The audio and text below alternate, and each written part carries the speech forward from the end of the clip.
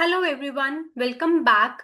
This is the part 2 of Kaplan Exam Kit solutions for the chapter Interpretation of Financial Statements. So in the previous video we did till question number 514, and in this video we will start with question number 515. Okay, so let's get started. Which of the following is likely to increase trade receivable collection period? So as I told you, trade receivables are our asset.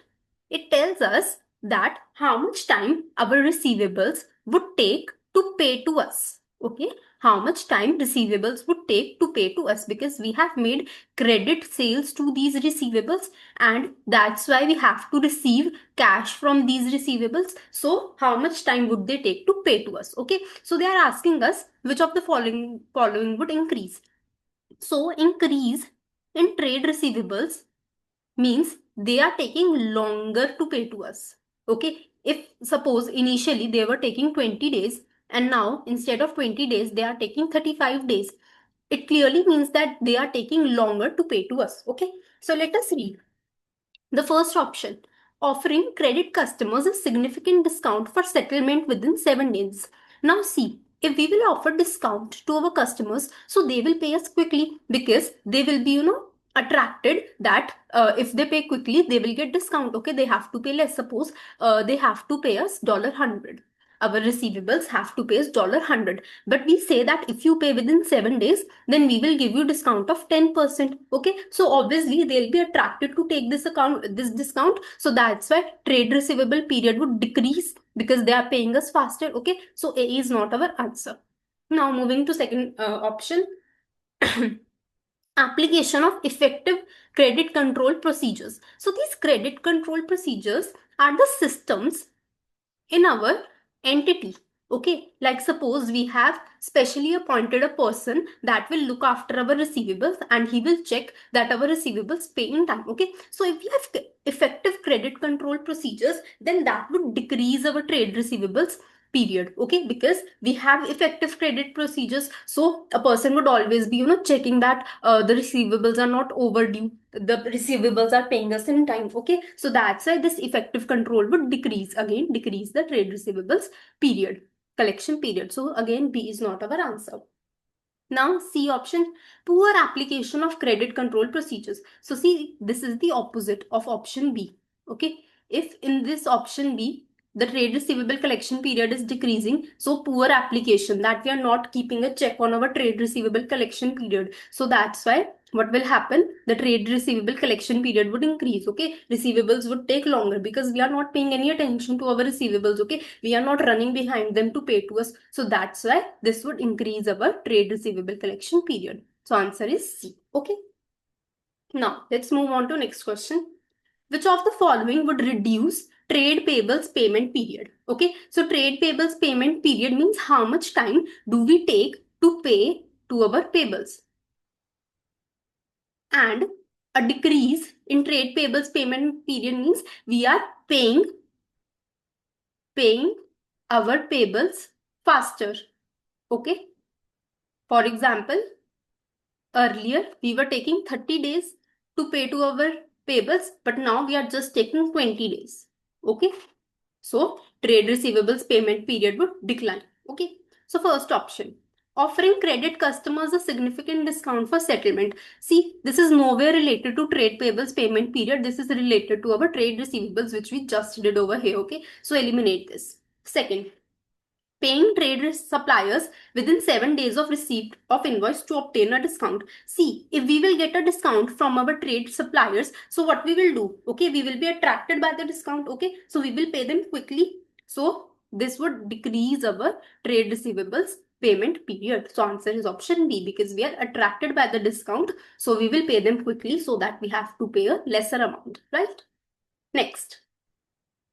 Which of the following is likely to increase inventory holding period? Inventory holding period tells us how much time do we take to convert our inventory into sales. Okay. And increase in an inventory holding period means we are taking longer to convert our inventory into sales, right? So let us see. Building up inventory levels in preparation of sales and marketing campaign later in the year. So what we are doing, that we are building up inventory. Okay, we are purchasing the inventory for some sales and marketing campaign for future. Okay, so that would increase our inventory. Okay, so this should be option A, but let us see for the remaining options as well. Scrapping of old and obsolete items of inventory. So this would naturally decrease our inventory holding period because we are just selling off our old inventory. Okay, so inventory is going out, so that would decrease our inventory holding period. Okay, so this can't be the option. Only ordering the goods from a reliable supplier upon receipt of customer order. So what we do, that whenever a customer places the order, okay, suppose he places order for some XYZ good, okay, so we order it from our manufacturer or from our wholesaler only when this customer places the order. Okay, so this would not build our inventory. Okay, so inventory holding period would reduce, so this would also not be our option. Implementation of effective goods requisition and ordering policies. Okay, when we have good requisition and ordering policies, then we order only that level of inventory which is required. Okay, we do not build up unnecessary inventory. So D would also be not our answer. So the answer is option A. Okay, now next, you have been advised that a business has an inventory turnover of 8.49. What is the average number of days inventory is retained in the business prior to the sale? Okay, so you know what they're asking for? They're asking for inventory holding period. First, try to understand what the question is trying to ask from you. Okay, what's the requirement of the question? So they are asking for inventory holding period. The formula for inventory holding period is inventory upon cost of sales into 365. Okay, so this is the formula for inventory holding period. But you will see that we are nowhere given inventory and cost of sales, but we are given this inventory turnover. You know what is inventory turnover?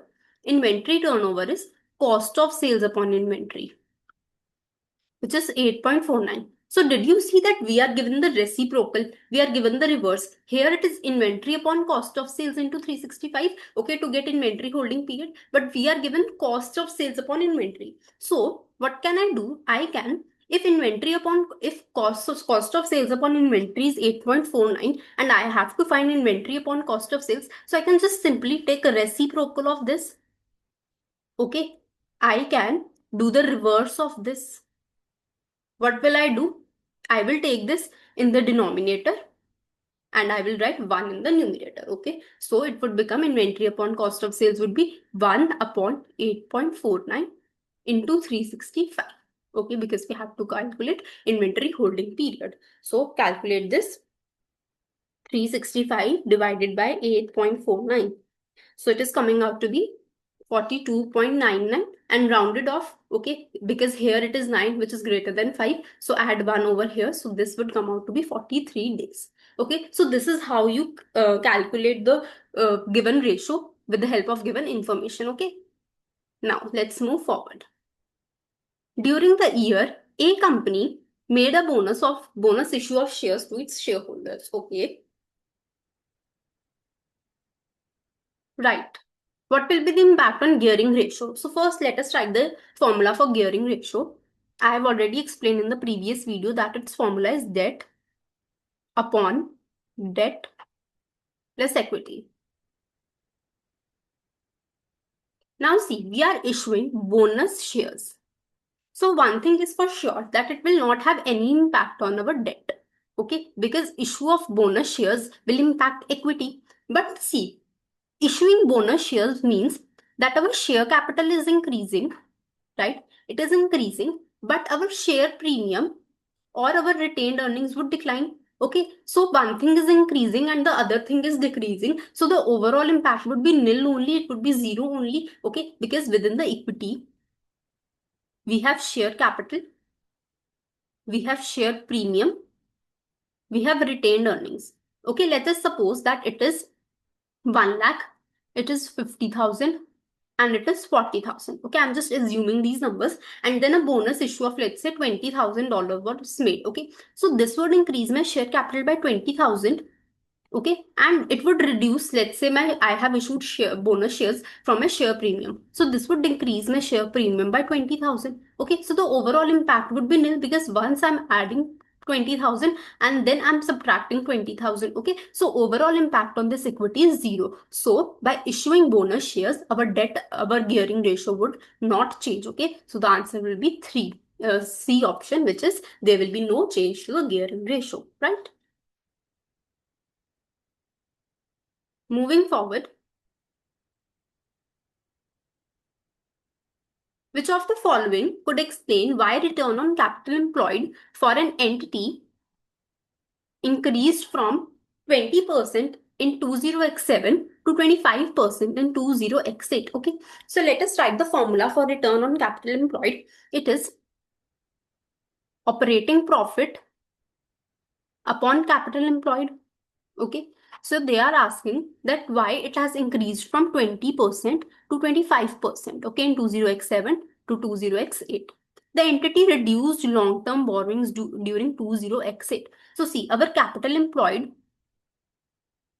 is made up of equity section plus the non-current liabilities. Okay, so if we are reducing our borrowings, it means our denominator is decreasing.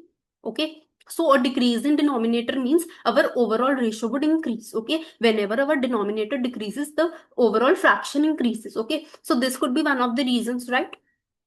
So first is right. The entity managed to increase in profit margin during 20xx. Okay, so profit margin means this.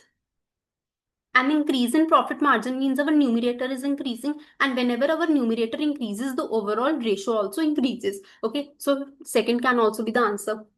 The entity made an issue of shares for cash during 20x8 to finance asset expenditure. Okay, so issue of shares. Issue of shares would have an impact here. Okay, so this would increase. See, our formula is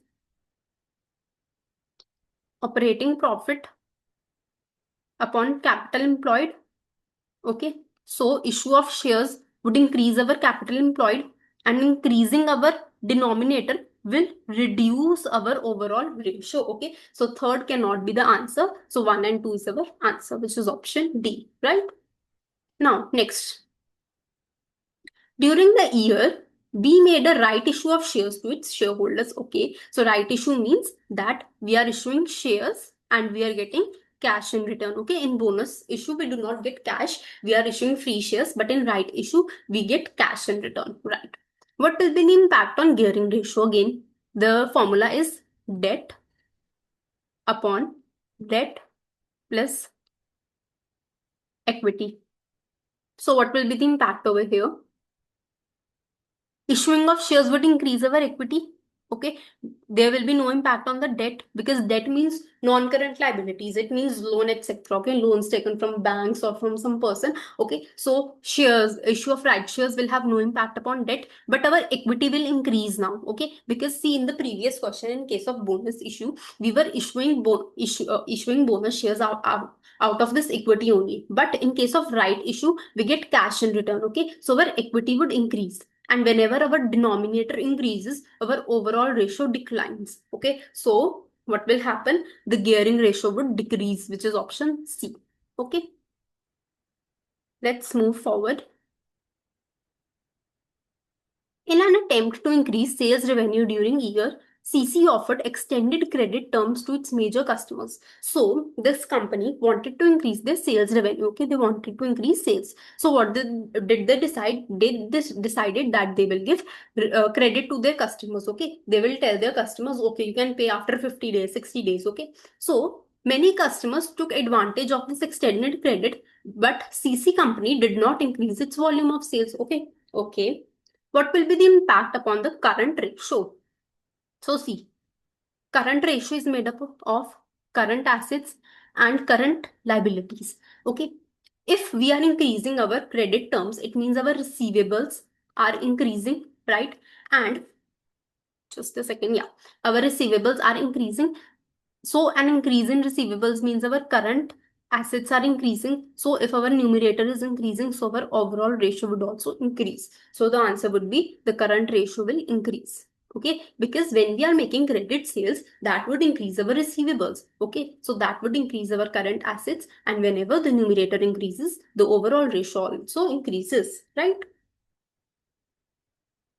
Now let's move on to the next question. What impact did this have upon debt upon equity ratio? Okay, so the formula is debt upon equity. On 1 July 20x5, D Company raised $5 million from an issue of equity shares. D Company then immediately used this cash to pay a loan of $5 million, which was not due for repayment until 30 June 20x9. Right. Okay, so see, this loan which was paid, it was not due for payment until 30 June 20x9, which tells us that it is a non-current liability, it is a debt. Okay, that's why they have specifically written over here, because otherwise students could interpret that this can be a current liability as well. Okay, but they have specifically written that today is 1 July 20x5 and this is to be repaid on, like it will become due for repayment on 30 June 20x9. Okay, so current liabilities are to be paid within 12 months. Okay, but this is clearly not 12 months. Okay, these are, I guess, around 4 years. So that's where we can interpret that it is our debt. Okay, so let's see.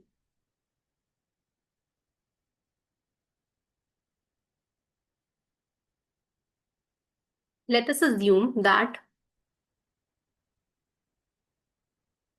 our debt was 50 million and our equity was, let's say, 100 million. Okay, so when we raised this equity shares, so this would increase our equity by 5. Okay, and because we have used it to repay the loan, so that's why what would happen, the debt would decrease, minus 5 this would become. Okay, so it would become 45 upon 105. So let us see that if our ratio is decreasing or increasing. See, now it has become 43% and earlier it was 50%. So our ratio has decreased, which is option C. Okay, so whatever proceeds we collected from issuing our shares, we used them to pay off our loan. Okay, so that's why I added here plus 5, because equity share capital has increased, but our debt has decreased. So minus from here, right? Let's move forward. Which of the following statements regarding XYZ is true? Let us read. XY is taking longer to pay suppliers in 20x9 than in 20x8. Okay, so this information about payment to suppliers, we get this from payables day. Okay, because we have to pay them. So earlier we were paying them in 35 days and now we are paying them in 45 days. So they have written that XYZ is taking longer to pay suppliers in 20x9. So this is true. Okay, so my answer should be option A, but let us see other options as well. XYZ is suffering a worsening liquidity position in 20x9. So this liquidity position, we get an idea from our current ratio. See, earlier it was 0.9, but now it is 1.2. So it has actually became better, because see, now we have more current assets, and the more we have current assets, it means the better liquidity we have. Better liquidity means that we can quickly convert them in cash, or they're already in cash. Okay, so that is the meaning of liquidity. Liquidity tells us how much cash do we have in the company. Okay, so this has actually increased, so it has not worsened, so this is wrong. XYZ is managing inventory less efficiently in 20x9. So inventory turnover, we will get idea from here. See, earlier we were selling our inventory in 45 days, but now we are selling it in 36 days. So it is getting better because we are taking lesser days to convert our inventory into sales. So C cannot be the option. XYZ is receiving cash from customers more quickly in 20x9. So C receivables. Earlier, they were receiving cash in 50 days, but now they are receiving in 60 days. So no, they are not receiving quickly. In fact, they are taking even longer to pay to us. So D cannot be the answer. Okay, so that's how you have to analyze the ratios. You should know that if they're talking about suppliers, then you have to see the payables day. If they're talking about liquidity, you have to see the current ratio, right? Moving forward, we have to tell true and false. A statement of cash flow prepared using direct method produces a different figure for investing activities in comparison with that produced if the indirect method is used. So this is false, because whether we are preparing cash flows using direct method or using indirect method, we will get the same figure for investing activities, right? A bonus issue of shares does not feature in statement of cash flows. So this is true because I just told you that in case of bonus shares, we do not get any cash. Since we are not getting any cash, so this bonus issue will not get any place in our cash flow statement, because this statement by the name itself tells us that only those transactions which involves cash are recorded in this statement, right? And if you want to know if you want to better understand this bonus issue and right issue topic, then you can watch my video which I have already uploaded. Moving on to the next question. The amortization charge for the year on intangible assets will appear as an item of cash flow for operating activities in statement of cash flows. So this is again false. Now, this point would be confusing for some of the students. Okay, they would think, yeah, we add amortization charge in order to calculate our operating activities. But see, it is false because here in the question, it does not appear as an item. They said that amortization charge will appear as an item, but this amortization charge actually appears like an adjustment because we are adjusting our profit for all the non-cash items, right? So this is an adjustment and not an item for operating activities. So that's why you have to read question very, very carefully, because you know they can test anywhere. So you have to read in between the lines to catch these small, small things, right? Now next. Loss on sale of non-current assets will appear as an item under cash flow from investing activities. No, this loss will go into operating activities only as an adjustment, okay, as an adjustment, and we add it back. Okay, so we nowhere take this loss in our investing activities. We only take the proceeds which we get by selling the asset. Okay, so again, this is false, right? So yeah, that's it. This was the last question, but few initial questions were left, although they were not exam style questions, but still I will discuss it with you. Give me 1 second, I'll open it.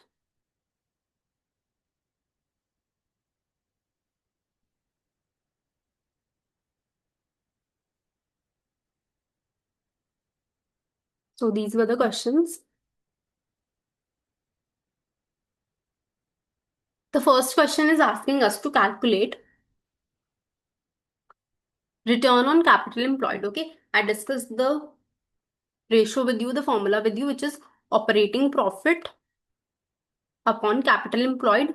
Okay, there are two ways to calculate this capital employed, which I've already discussed in the previous video. Still, I'll tell you again. The first one is total assets less current liabilities, or you can use equity plus non-current liabilities. Okay, whichever you choose will depend upon the information which is given to you in the question. So let us see this one.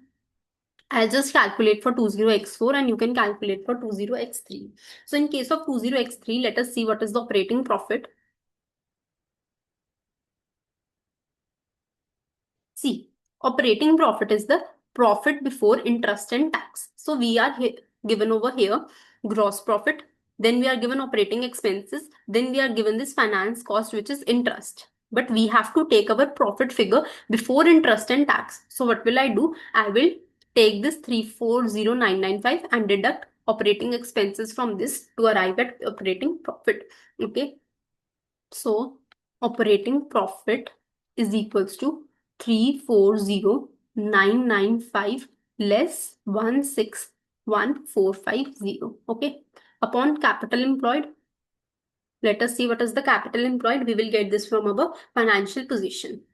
So see, total of equity is this. We have to take total equity is made up of share capital, premium, reserves, and retained earnings. And our non-current liabilities are this. Okay. So add them upon 596165 plus 61600. Then you can multiply it by 100 to calculate the percentage. Right? You can calculate this. I'll quickly calculate and let you know the answer. So the answer would come out to be 27.3%, right? We are showing it till first decimal place.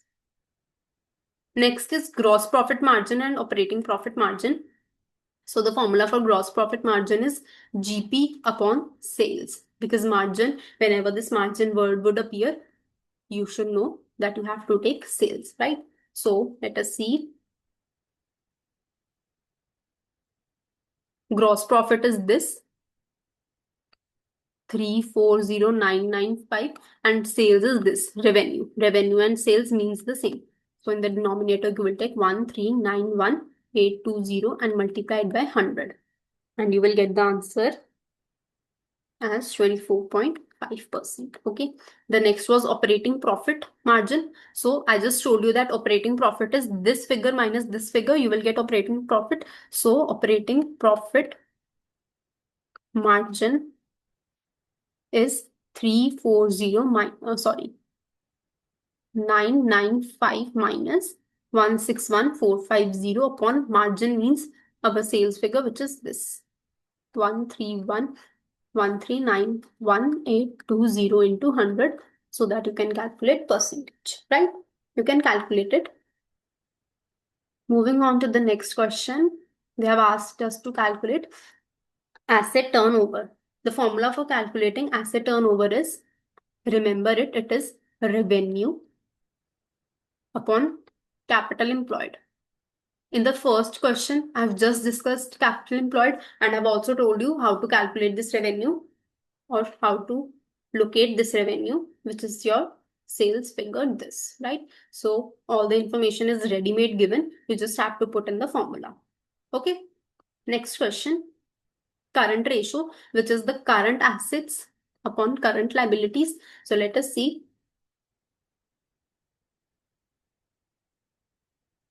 See, these are your current assets. This.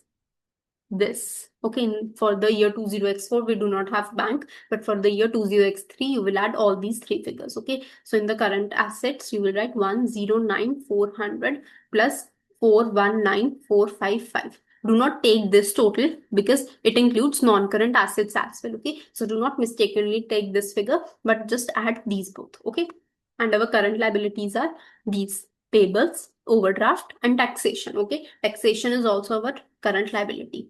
So in the denominator, add 345,480 plus 3,200 plus 55,000. Okay.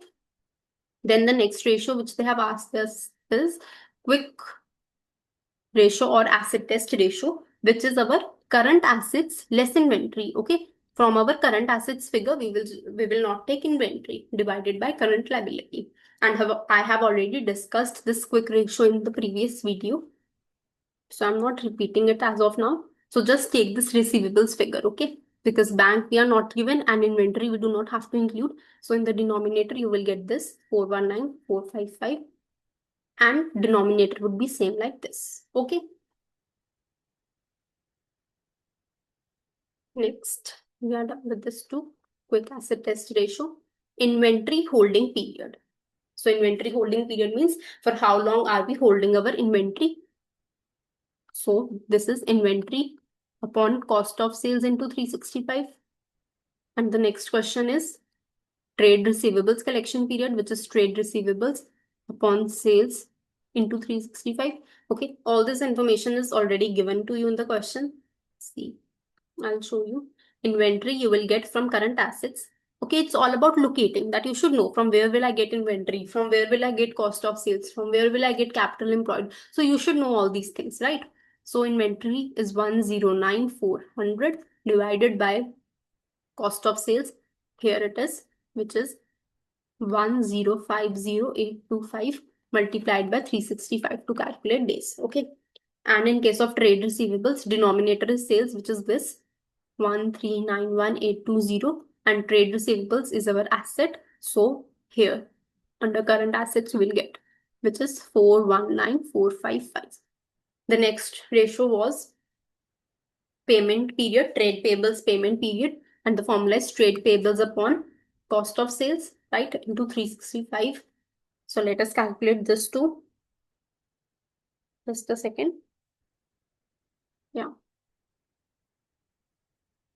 So trade payables you will get under the heading of current liabilities. Here it is 345480. 345480 upon cost of sales here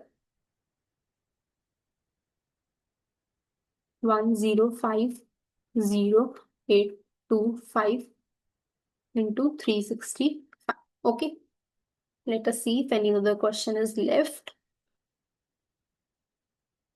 Yeah, we have few more questions.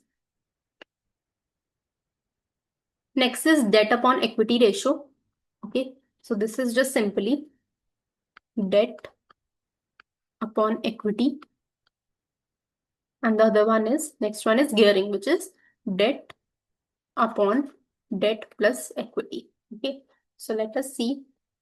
Under debt, you will just take your non-current liabilities, that is your long-term debt, which is 61,600,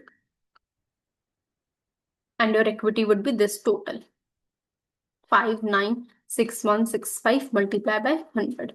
Okay, similarly over here, same thing, but in the denominator again you will add your debt. Okay,